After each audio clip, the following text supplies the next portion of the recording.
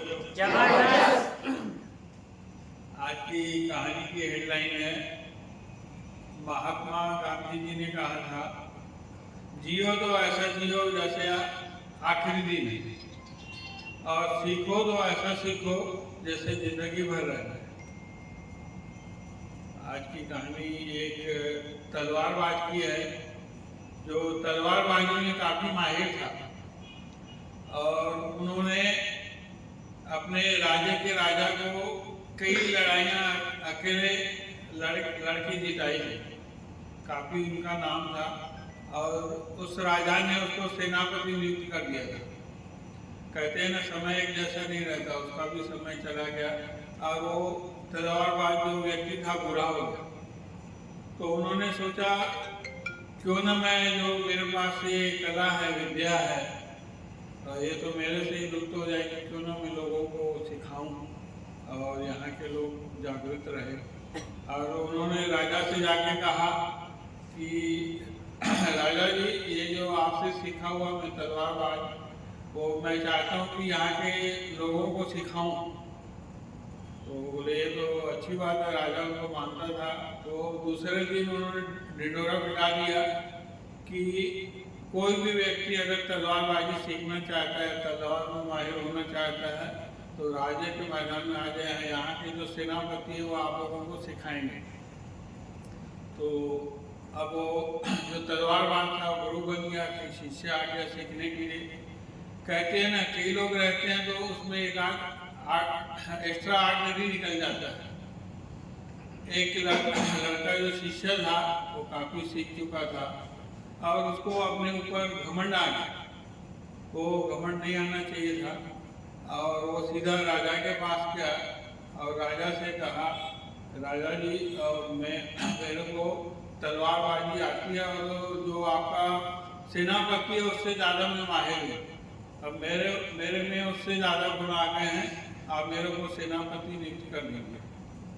तो राजा सोचने लगा कि एक शिष्य होकर गुरु को चैलेंज कर रहा है, तो बहुत बड़ी बात है। तो राजा ने कहा, ठीक है, ऐसा करते हैं, आप दोनों में मुकाबला करते हैं। अगर आप जीत गए तो आपको सेनापति नियुक्त कर दिया जाएगा। हाँ बोले, ठीक है, मंजूर है मेरे को।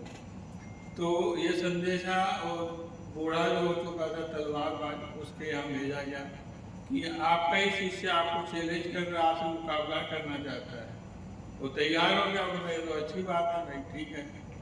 तो जैसे ही इसको पता पड़ा शिष्य को कि वो तलवारबाज राजी हो गया है, घबरा गया। बोला, बूढ़ा होके तलवारबाज मेरे से मतलब तलवारबाजी का मुकाबला कर रहे हैं, जरूर ऐसी कोई बात है, ऐसी कोई विद्या है, ऐसी कला है जो मेरे को नहीं बताया गया है, और उससे वो जीत पाएगा और जीत जाएगा। वो एक घबराने लगा, और राजा जी ने अनाउंस कर दिया कि 7 दिन के बाद मुकाबला होगा। तो ये जो शिष्य था वो अपने गुरु पर नजर रखने लगा कि क्या ऐसी बात है जो मुझे नहीं बताई गई और उससे मेरे को हरा देगा। तो एक दिन वो जो बूढ़ा व्यक्ति था तलवारबाज, एक दोहार के पास गया और उससे कहा कि मेरे लिए 15 फीट लंबी म्यान बना दो। ये घबरा गया। बोले, घर आके सोचने लगा, 15 फीट बड़ी तलवार से मेरा क्या धड़ सर से अलग कर देगा क्या? और ये तुरंत दूसरे लोहार के पास गया और उसे कहा कि मेरे लिए 16 फीट, 1 फीट इससे ज़्यादा, 16 फीट लंबी तलवार बना दो। तो तलवार बनाने समय आ गया, 7 दिन हो गया। पूरे ग्राउंड में राजा, प्रजा, सब लोग आ चुके थे, पूरा भरा हुआ था। और ये जो अपने को ज़्यादा बुद्धिमान समझ रहा था, तलवार बाज समझ रहा था, वो भी आ गया, और बूढ़ा व्यक्ति भी आ गया। जैसे ही लड़ाई शुरू हुई, और जो बूढ़ा व्यक्ति था, जो गुरु था, उन्होंने तलवार तुरंत निकाली और उसके गर्दन पर लगा दी। और वो जो शिष्य था, जो वो तलवार निकालते ही रह गया, क्योंकि गुरु ने 15 फीट लंबी म्यान बनाई थी, और जो शिष्य था 16 फीट लंबी तलवार बना दी थी।